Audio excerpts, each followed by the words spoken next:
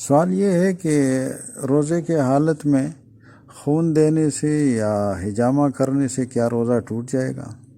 اس کا جواب یہ ہے کہ روزے کے حالت میں خون دینے سے یا حجامہ کرنے سے روزہ فاسد نہیں ہوگا، اس سے روزہ نہیں ٹوٹے گا۔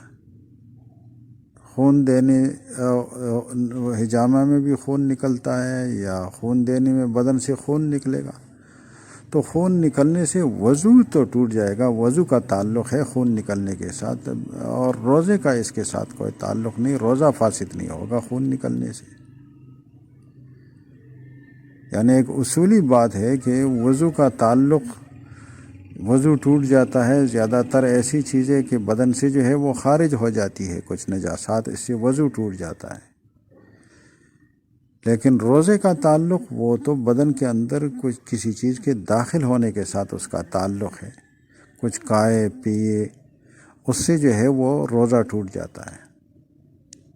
ہاں، قے کی ایک خاص صورت ہے کہ اس میں خروج ہے، دخول نہیں ہے، لیکن حدیث شریف میں اس کا ذکر موجود ہے، اس سے روزہ ٹوٹ جاتا ہے۔ وہ قے کی ایک خاص صورت ہے، اس میں دو باتیں موجود ہو، ایک یہ کہ قصدن آمدن قے کیا جائے، یعنی اگر خود بخود جو ہے کسی کو قے ہو جائے تو وہ چاہے توڑا ہو یا زیادہ ہو، اس سے روزہ نہیں ٹوٹے گا۔ اگر خود بخود الٹی قے ہو جائے تو اس سے روزہ نہیں ٹوٹے گا۔ اور اگر کسی نے قصدن آمدن قے کیا تو پھر اس میں بھی یہ دو صورتیں ہو سکتی ہیں، ایک یہ ہے کہ توڑا ہو، دوسری کہ منہ بھر کر ہو۔